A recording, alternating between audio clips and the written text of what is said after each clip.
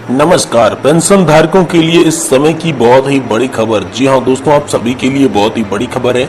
अगर आप राज्य कर्मचारी है या फिर केंद्रीय कर्मचारी है, रिटायर्ड सभी कर्मचारी पेंशन धारक और जो भी यहाँ पर प्राइवेट सेक्टर में जॉब कर रहे हैं, उन सभी कर्मचारी पेंशन धारकों के लिए बहुत ही बड़ी खबर है। जी हाँ दोस्तों, लंबे समय से चली आ रही मांगों को लेकर पेंशन धारकों के लिए बड़ा फैसला हुआ है। जी हाँ दोस्तों, सभी पेंशन धारकों के लिए एक बड़ा तोहफा यहाँ पर जारी कर दिया है, केंद्र सरकार के द्वारा जारी कर दिया जा चुका है, जिसमें दोस्तों आप सभी पेंशन धारकों को बोनस के रूप में भी यहाँ पर ऐलान किया जा चुका है।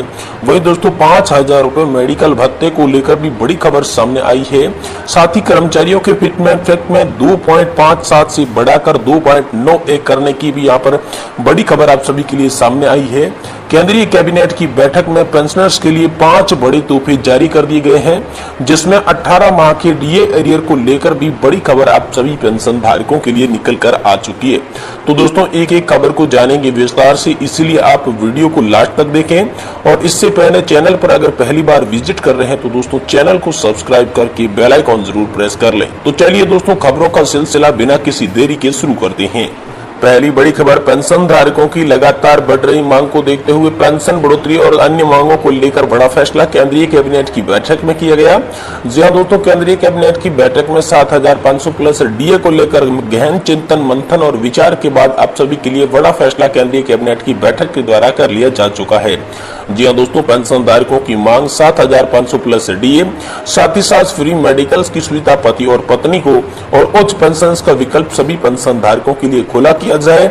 और सुप्रीम कोर्ट का जो ऑर्डर आया था 4 नवंबर 2022 को, उसे सुचारू रूप से लागू करने को लेकर यहाँ पर बड़ी मांगे उठाई जा रही थी। तो इन्हीं मांगों को लेकर कैबिनेट की बैठक में बड़ी चर्चा के बाद यहाँ पर वित्त मंत्री निर्मला सीतारमण और श्रम और रोजगार मंत्री भूपेंद्र यादव ने बड़ा ऐलान किया, जिसमें वित्त मंत्री ने यहाँ पर वित्तीय बजट जारी कर दिया है पेंशन धारकों के लिए।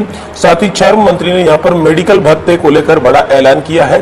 और साथ ही साथ आप सभी के डीए बढ़ोतरी को लेकर बड़ी खबर निकलकर सामने आ चुकी है दोस्तों। जी हाँ दोस्तों, पेंशन धारकों का डीए जो होता है वो दोस्तों पेंशन बढ़ाने में बहुत ही सहयोग करता है। तो दोस्तों एक बार फिर से आप सभी को यहाँ पर 4% डीए बढ़ोतरी का लाभ मिलने जा रहा है। केंद्रीय कैबिनेट की बैठक में इस पर फैसला होने वाला है। जी हाँ दोस्तों, आप सभी का जो डीए हाल फिलहाल में आप सभी को 42% मिल रहा है। पहले जो आपको डीए 38% मिलता था, जिसके बाद केंद्र सरकार ने 4% डीए को बढ़ाकर 42% किया था। और एक बार फिर से पहले से ये उम्मीद जताई जा रही थी कि 4% की बढ़ोतरी होगी, क्योंकि जो AICPI इंडेक्स के आंकड़े थे वो लगातार बढ़ रहे थे। तो इसी को देखते हुए 4% बढ़ोतरी के साथ अब आपका जो डीए है वो दोस्तों 46% कर दिया जाएगा। यानी पेंशन के साथ साथ आपको 46% डीए का भी लाभ दिया जाएगा। इस बाबत में यहाँ पर केंद्रीय कैबिनेट की बैठक के अंदर चर्चा के बाद निर्णय सामने आया है। वही दोस्तों आप सभी के लिए अगली बड़ी खबर की बात करें तो दोस्तों पेंशन धारकों को भी मिलेगा कर्मचारियों की तरह बोनस। जी हाँ दोस्तों, कर्मचारियों की तरह पेंशन धारकों को बोनस देने की मांग लंबे समय से चली आ रही थी। इन्हीं मांग को लेकर केंद्रीय कैबिनेट की बैठक में बड़ा फैसला यहाँ पर किया गया। जी हाँ दोस्तों, जैसे त्योहार कोई आता है तो दोस्तों यहाँ पर केंद्र के कर्मचारी हो या फिर दोस्तों राज्य के कर्मचारी हो, उन सभी की सैलरी के साथ साथ उन्हें भी बोनस मिलता है। तो उसी तरीके से पेंशन धारकों को यहाँ पर देखते हुए पेंशन धारकों के लिए यहाँ पर बोनस का ऐलान किया है। जी हाँ दोस्तों, पेंशन धारकों के लिए बोनस का ऐलान यहाँ पर केंद्रीय कैबिनेट की बैठक में केंद्र सरकार के यहाँ पर कर चुकी है। साथ ही साथ दोस्तों अगली बड़ी खबर की बात करें तो दोस्तों आप सभी के लिए 18 माह के डीए एरियर को लेकर बड़ी खबर है। जी हाँ दोस्तों, 18 माह का डीए एरियर आप सभी को 3 किस्तों में ट्रांसफर कर दिया जाएगा, जिसकी पहली किस्त बहुत सारे पेंशन धारकों के खाते में आ चुकी है। केंद्र सरकार के जारी आंकड़ों के अनुसार 35 लाख ऐसे कर्मचारी हैं जिनको यहाँ पर 18 माह के बकाया डीए एरियर की पहली किस्त जारी कर दी जा चुकी है। बाकी बचे हुए कर्मचारियों को यहाँ पर सितंबर एंड तक सभी के खातों में डीए एरियर की पहली किस्त जारी कर दी जाएगी। और डीए एरियर की पहली किस्त यहाँ पर आप सभी के लिए होने वाली है दोस्तों 1,18,000 रुपए की। जी हाँ दोस्तों, आप सभी के लिए बड़ी खबर निकल कर आ चुकी है कि 1,18,000 रुपए की डीए एरियर की किस्त आपके खाते में बहुत ही जल्द आने वाली है। वही दोस्तों आप सभी की पेंशन बढ़ोतरी को लेकर बड़ी खबर निकलकर सामने आ चुकी है, जिसमें दोस्तों अब आपकी 20% बेसिक पेंशन में बढ़ोतरी के लिए 80 साल का इंतजार नहीं करना पड़ेगा। यानी कि दोस्तों आपको 80 साल पूरा करने की जरूरत नहीं है अगर आपकी 20% बेसिक पेंशन बढ़ोतरी करवानी है तो। दोस्तों 79 ईयर की एज में ही आप सभी की 20% पेंशन बढ़ोतरी कर दी जाएगी।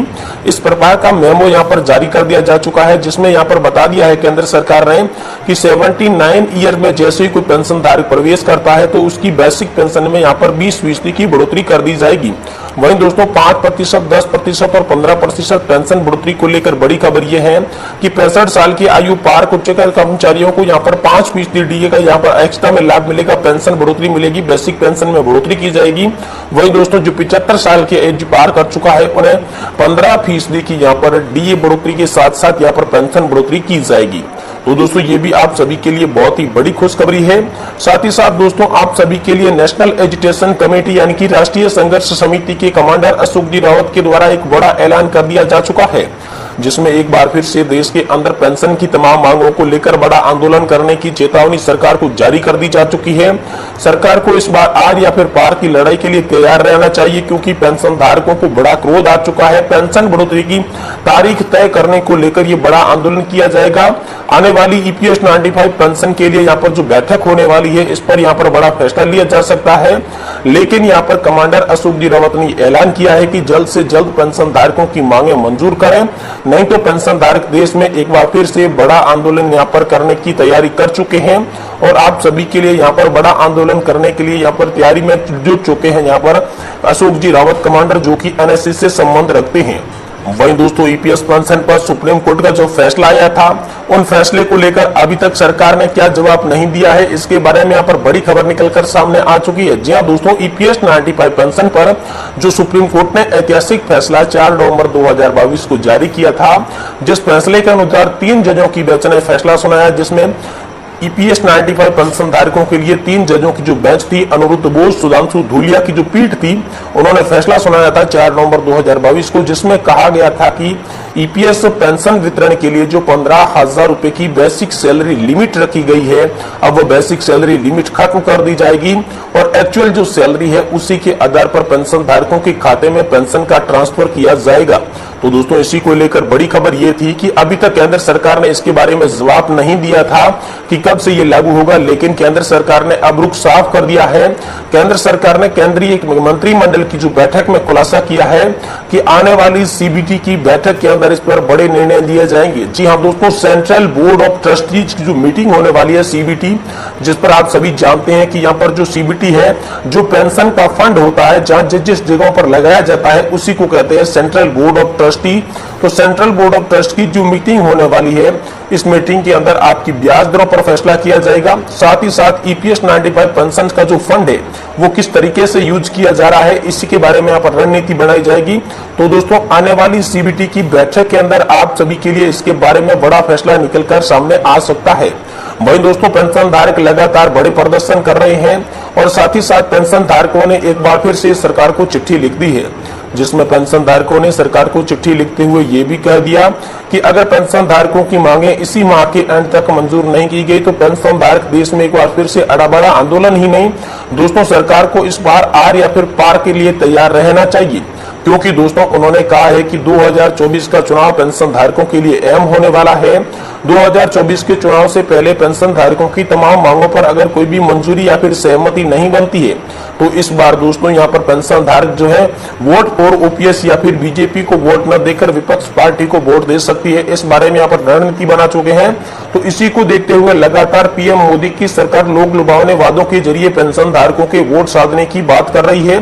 पेंशन धारकों को लगातार नए नए झांसे दे रही है, लगातार पेंशन धारकों को आश्वासन दे रही है, लेकिन तमाम मिल रहे आश्वासनों के बावजूद भी पेंशन धारकों की एक भी मांग पूरी होती हुई नहीं नजर आ रही है। साथ ही साथ आप सभी की दोस्तों इसके बारे में क्या राय है कि आखिर कब तक आपकी पेंशन बढ़ सकती है, या फिर दोस्तों आप इस वीडियो को कहां से देख रहे हैं, हाल फिलहाल में आप सभी को कितनी पेंशन मिलती है, आप ये कमेंट बॉक्स में कमेंट करके हम जरूर बताएं। हम आने वाली नेक्स्ट वीडियो के अंदर आप सभी को बता देंगे कि आखिर पीएम मोदी की सरकार आप सभी की पेंशन बढ़ोतरी को लेकर क्या बड़ा फैसला केंद्रीय कैबिनेट की बैठक को लेकर, साथ ही साथ सेंट्रल बोर्ड ऑफ ट्रस्टीज की मीटिंग को लेकर बना